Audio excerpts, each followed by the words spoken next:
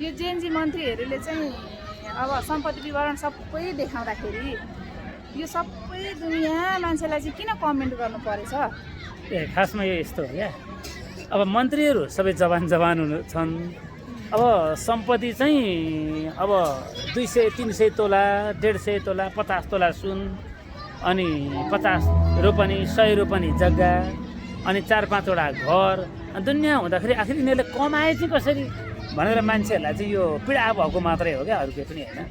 त्यो त यस्तो नि त, पैतृक सम्पत्ति हजुरबा बाको बुढीको हुन्छ नि त, माइतीले दिएको अब प्यारसे दिएको सम्पत्तिहरू हुन्छ, त्यो त भइहाल्छ नि अलरेडी। हामीहरूको पनि त पुर्खादेखि सबै सम्पत्ति टोटल गरेर आउँदाखेरि त्योभन्दा बढी हुन पनि सक्छ नि। त्यो त हो, तर एकै ठाउँमा त्यो झ्याप्पै भन्दा त 190 तोला सुन, 60 तोला सुन भनेर त मान्छेको त अब खङ्ग्रुङ्गै भएर साथै जान्छ नि त मान्छेको त। त्यो त हो, तर अब मन्त्रीको बुढीको मात्रै देखाउने होइन होला नि त, सबै पैतृक सम्पत्ति देखाउनु पर्दा त त्यति त नर्मल हो जस्तो लाग्छ मलाई त। घुस खाएर कुनै पनि सम्पत्ति जोडेका होइनन् उनीहरूले। होइन यस्तो पहिलेका मन्त्रीहरूले चाहिँ देखाउँदैन थिए। उनीहरूको छैन, जम्मा 2टा बाख्रा अनि 2टा मोबाइल के देखाउँथे। अब अहिलेकाको त अब बिघा जग्गा, रोपनियाँ जग्गा। अब अहिलेको मन्त्रीहरू चाहिँ वास्तवमा उनीहरूको ब्याकग्राउन्ड नै अलिकति राम्रो भएका मन्त्रीहरू पनि छन् नि त, धेरैजना बाले हजुरबाले, अनि आफू पनि त सबै सक्षम छन्।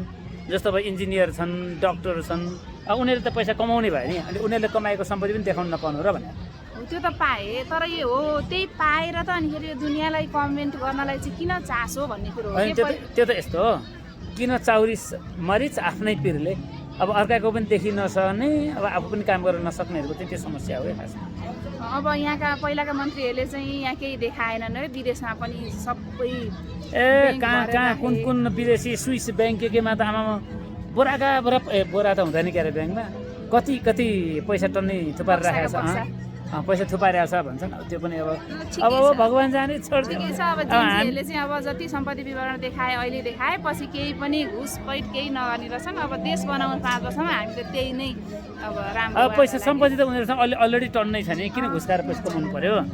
अब फेरि यस्तो नि, अब हामीलाई चाहिँ के को चासो क्या, न त्यत्रो सुन छ हामीसँग, त्यो 100 तोला 150 तोला भन्दा चाहिँ मन कस्तो चिउ हुने क्या, क्या सुन रहेछ।